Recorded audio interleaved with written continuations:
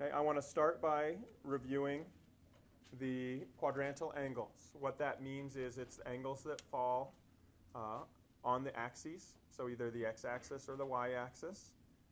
Okay, and so if we look at that, let's look at 0 degrees first. Okay, so at 0 degrees, what are the coordinates of A, this point A? X coordinate of 1, the y coordinate of 0, right? So just by looking at that, you can establish that what is the cosine of 0? The cosine is 1, the x coordinate, right? What's the sine? The sine of 0 is 0. And what's the tangent? Tangent is sine over cosine. So the sine was 0, the cosine 1. What's 0 divided by 1? 0. Has an x coordinate of 0 and a y coordinate of 1. Yeah. What's the cosine of 90? 0. The sine of 90? 1. And the tangent of 90? Remember, sine over cosine. 1 divided by 0 is undefined, right?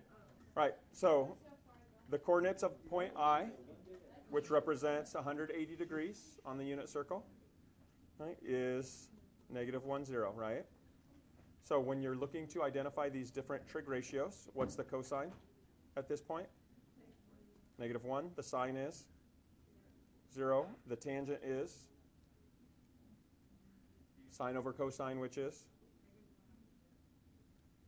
Sine is 0 over cosine negative 1. 0 divided by negative 1 is 0. What is the set of coordinates at this point?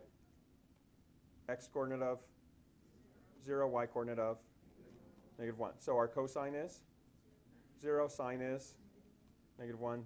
The tangent is negative 1 over 0, which is not possible, undefined. At 360 versus 0? No. Okay, and then what about in terms of radians? So if we look at, instead of 90 degrees, if we look at pi over 2 radians, is there any difference? No. If we look at pi radians, any difference? No. 3 pi over 2. And then again, back here to 2 pi. Or 0 with or without the degree symbol.